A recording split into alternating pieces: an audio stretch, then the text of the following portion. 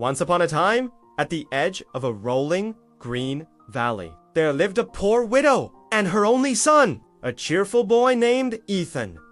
Their small cottage sagged with age, the roof like tired shoulders, and their only treasure was a gentle brown cow named Clover, whose milk kept them fed through even the hardest days. But as the seasons passed, Clover's milk grew scarce. Ethan's mother sold what little butter she could, mended clothes for neighbors, and prayed for better fortune. One chilly morning, with their last crumbs gone and the hearth barely warm, she sighed and said, "Ethan, we have no food and no coins to buy more.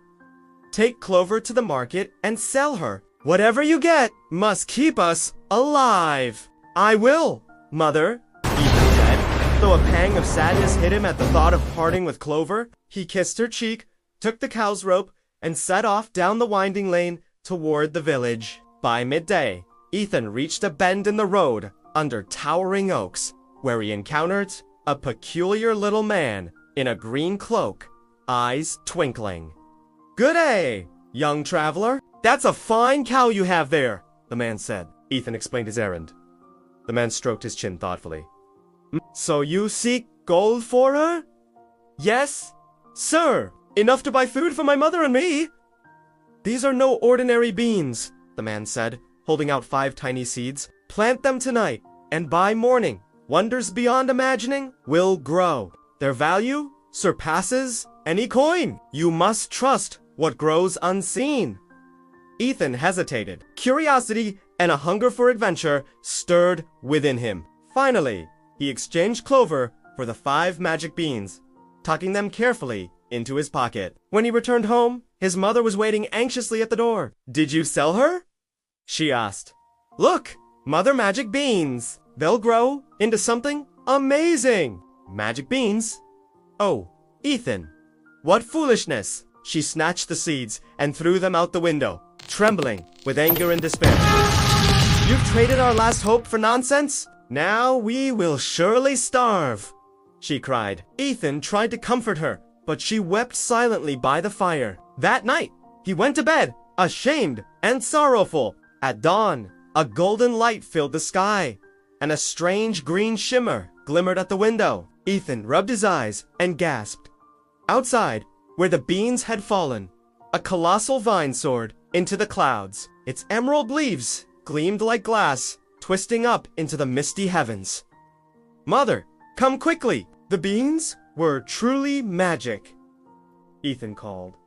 "Don't climb that nonsense. You'll break your neck," she warned.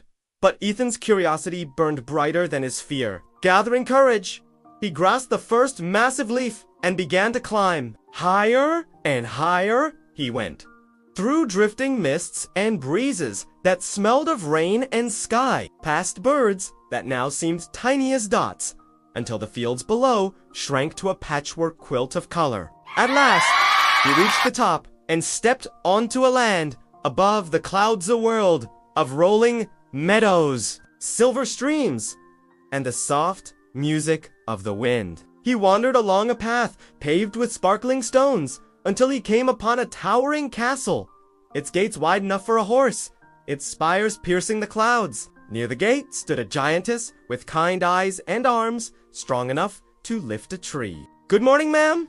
I'm hungry and far from home. Could you spare a bite?"